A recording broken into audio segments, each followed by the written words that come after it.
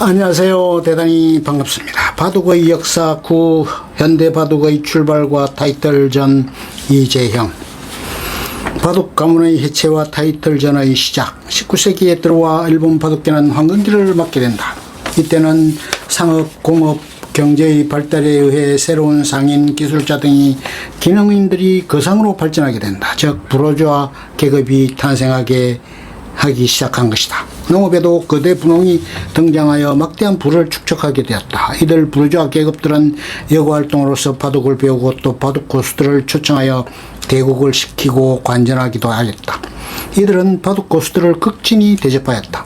그리고 유명 기사들을 적극 후원하기도 하였다. 이렇게 바둑이 전국적으로 붐을 일으키게 되자 전문기사청도 크게 두터워졌다. 4대 바둑 가문에서는 많은 강자들을 배출하였다. 일본 바둑계에서는 이 시대를 바둑의 황금시대라 일컫는다. 1867년 명치 유신, 메이지 유신으로 에도의 막부가 붕괴하였으며 도쿠가와 가의 정권은 황실, 실제로는 국회로 반환하였다. 명치 유신. 여기서 잠깐 또 옆길로 빠진다. 명치 유신으로 일본은 입훈군 제국으로 전환되었으며 그 제도적 기반으로 명치 헌법을 제정하게 된다. 이때 헌법을 어떤 형식으로 헌법을 확정시키는가 하는 문제가 등장하였다.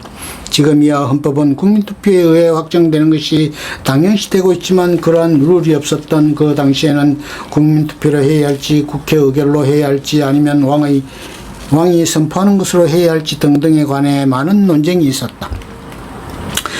감론 을박 끝에 결국 명치 천황 메이지 텐노 이 헌법을 국회에 하사하는 형식을 취하도록 하였다.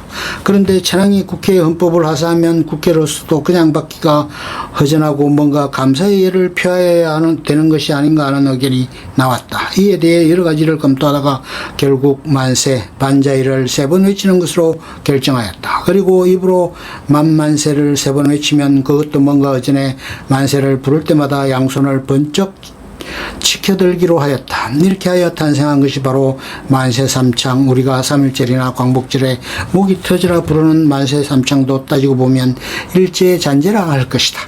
아무튼 이야기는 다시 본론으로 돌아간다.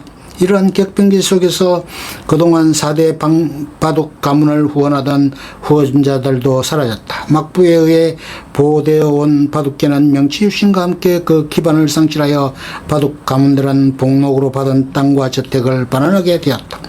사회적으로 바둑에 대한 관심은 떨어지고 기사들은 경제적으로 매우 궁핍한 상태로 내몰렸다. 본인방 슈와는 한때 창고에서 생활을 할 정도로 살림이 어려웠다고 한다.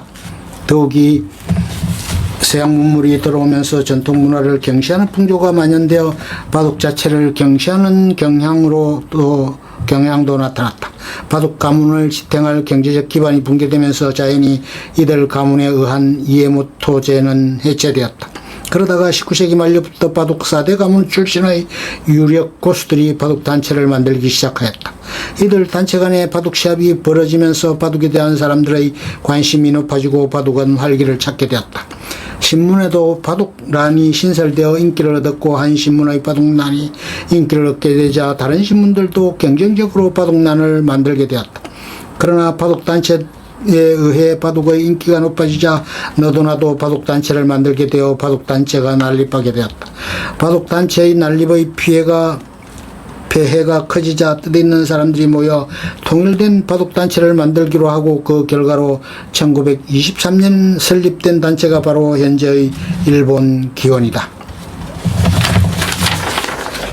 일본 기원은 바둑과 관련된 일체의 행정 관련물을 총괄하는 기구이다. 후에 오사카를 중심으로 하는 관서 기원이 분리되어 나가 현재 일본의 전문 바둑계는 일본 기원과 관서 기원 2개로 나누어져 있다. 일본 기원과 같은 기능을 수행하는 우리나라 단체는 한국 기원이다.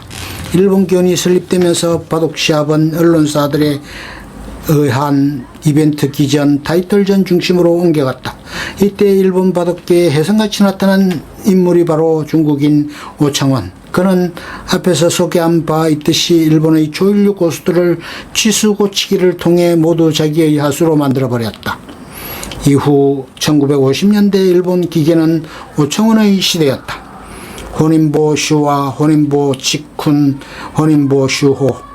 20세기에 들어와서 이에모토제는 사라졌지만 일바둑 가문 자체는 남아있었다. 가문의 당주도 여전히 세습되었다. 1930년대에 들어와 이러한 체제의 변화가 생겼다.